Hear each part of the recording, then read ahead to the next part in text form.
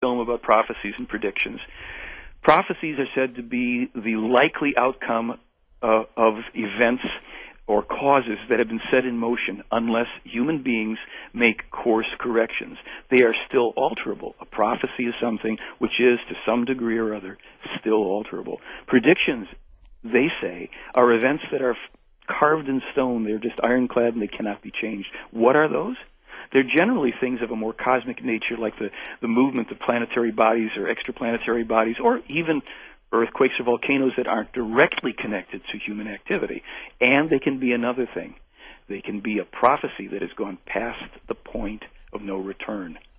So the prophecies and predictions are generated through an understanding, intellectual and often technologically assisted, of the laws of cause and effect.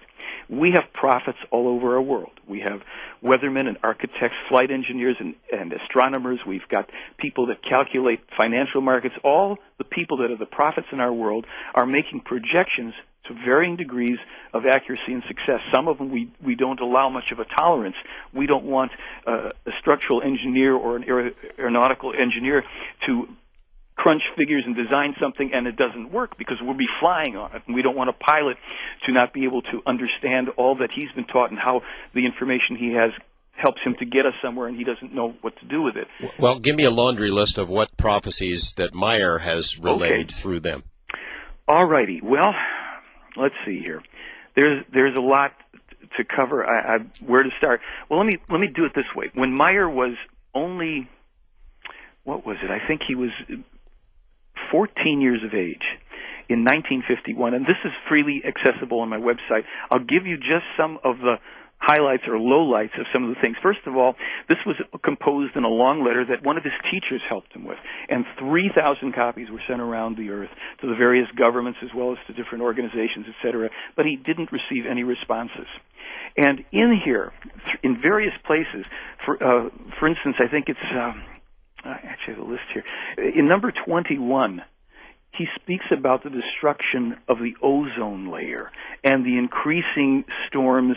This is the first place that I saw that he mentions this type of thing. He goes on, monstrous deluges and all these things, landslides and avalanches, earthquakes. He's predicting that all of these things are going to become ever more frequent in number and ever more violent and destructive. Now, that's a little generic, that, isn't it? But the ozone destruction was not being talked about. I didn't know about it in 51. Maybe someone did, but I didn't have the internet then.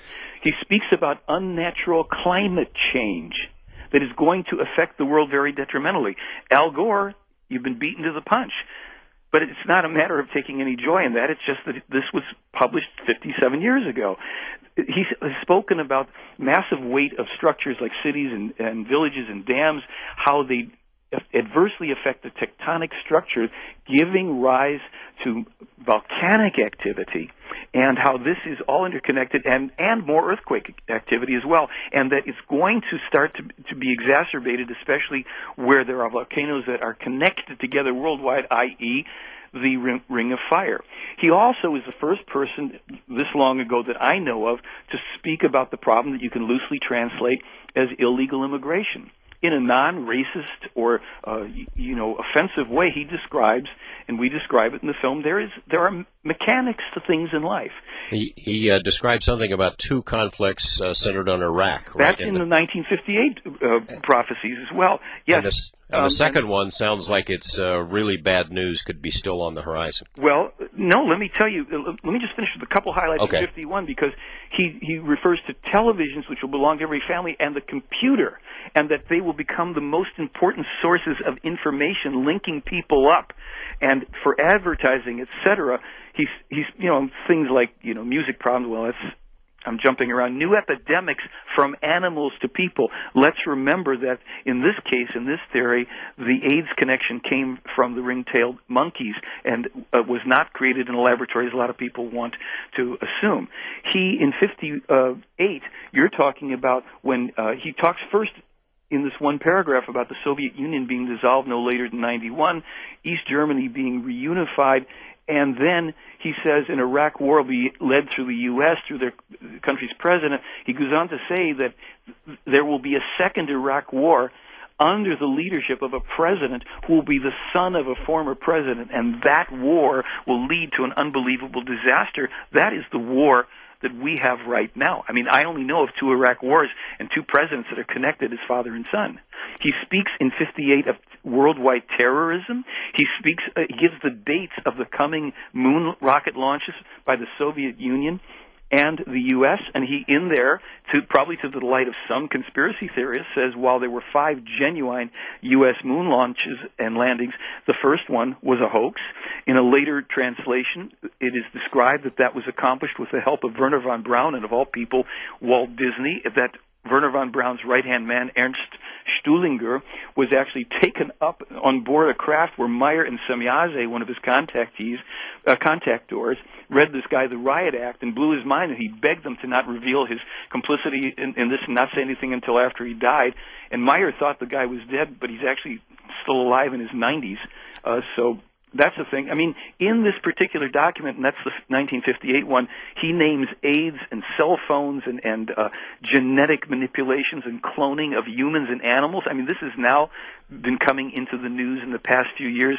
I've got a lot of this stuff. I mean, I guess the question, Michael, is what predictions or prophecies are there that could be pending now? You know that Meier said them. Yeah. But they still haven't come true, other than this second Iraq war leading to a planetary Well, there's catastrophe. other stuff in there. I mean, in the same thing, he says, terrorist commandos are going to live secretly in cities worldwide and then suddenly unleash, hell on earth, biometric, the tagging of people through data chips. Of course, that's being talked about now, but he said that's going to come first through the USA, then the European Union, which has been intentionally set up as a dictatorship in its own right. At this time, here's an interesting one, because this is a real whopper to corroborate.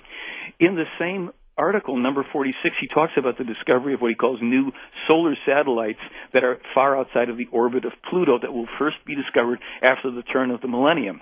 Well, it just so happens that not only did Meier talk about this in 58, he was talking about this in 1978 to Wendell Stevens, who published it in a book that has a 78 to 1980 outside copyright date.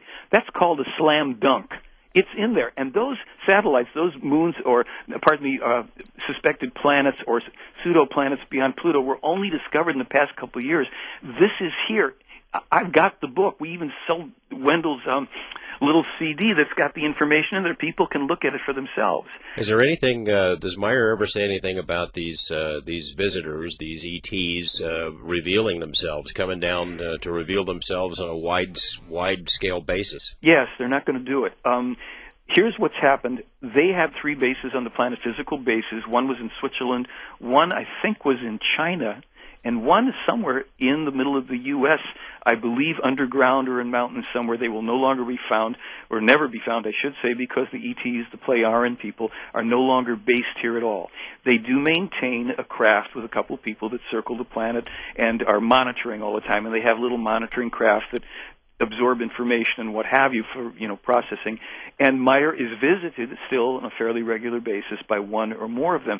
They will not interact with us. There may be something else, but they will not interact with us for another 700 years. Closed case, forget it, they ain't dropping by. There will probably be some contact with extraterrestrial races if we survive ourselves here. Other races, or at least another race, and there was going to be a contact back in about 98 that got aborted, and there's a very weird story I can tell you real quickly about that. The kind of craft that were described to Meier, they were going to be a rounded, globe-shaped craft that would bring extraterrestrials who would have contact, and the contact would come to the U.S. This is where it was going to happen, apart from the fact that contact was offered by the Plejaren to the U.S. in 79, but that's a story covered in the film. Okay. But then, due to developments that were on the horizon, the Plejaren advised these people to not actually land. Now, a friend of mine who is not a UFO guy but a real master photographer is up in Mammoth. I think it's in 98 or 2000, whatever the heck it was. And he's snapping photos of the mountains. He takes beautiful stuff. And one day he calls me up. He says, I'm sending you something. This is for you. I don't know what this is. And he blew up because he saw this little speck, and he thought maybe he's got a $5,000 lens or whatever. So there's this round, golden, globe-shaped object hovering up above the mountains in Mammoth, kind